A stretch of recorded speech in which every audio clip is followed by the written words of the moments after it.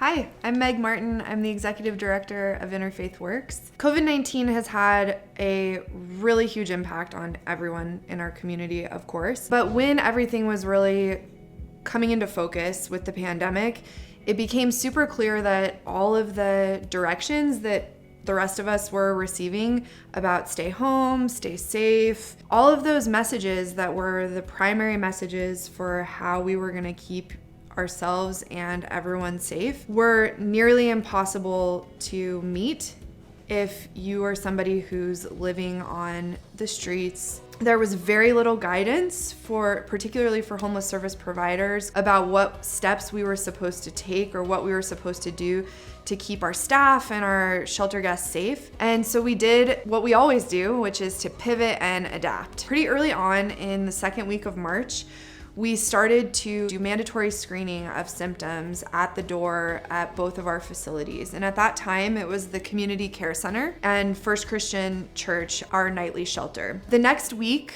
the Community Care Center ended up having to close because Providence felt like it was too unsafe for that many people to be congregating, especially at that time when we knew so little about what was going on. In the last week of March, it became really clear that social distancing was a huge way that people could stay safe. Since we provide our nightly shelter in the basement of a small church, we realized that if we were to put 6 feet between beds in our nightly shelter, we would lose 15 bed spaces. Quickly, the City of Olympia, they partnered with us to allow us to transform the abandoned podiatry and dental clinic at 2828 Martin Way. We were able to move the 15 people that we lost downtown up there.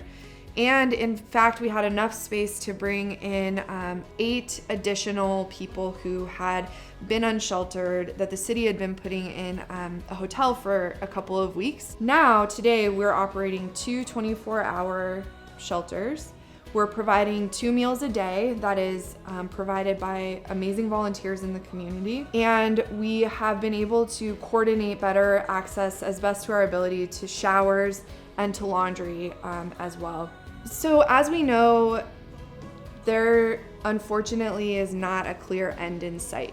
What that means is that what we thought was going to be a short-term emergency response that we were having to deal with has turned into settling into a completely different world than the world that we were in before. Find out more by visiting our website, iwshelter.org. There you can click the Get Involved link and look at how to sign up for meals and more information on that, what we have on our wish list and what we're needing ongoing. Also, we are continuing to need more folks to work with us.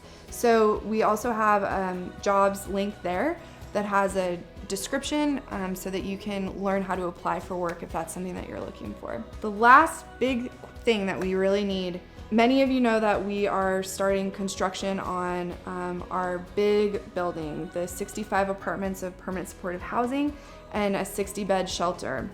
That's getting built on the site of 2828 Martin Way, where our existing building that we have the COVID response shelter is in.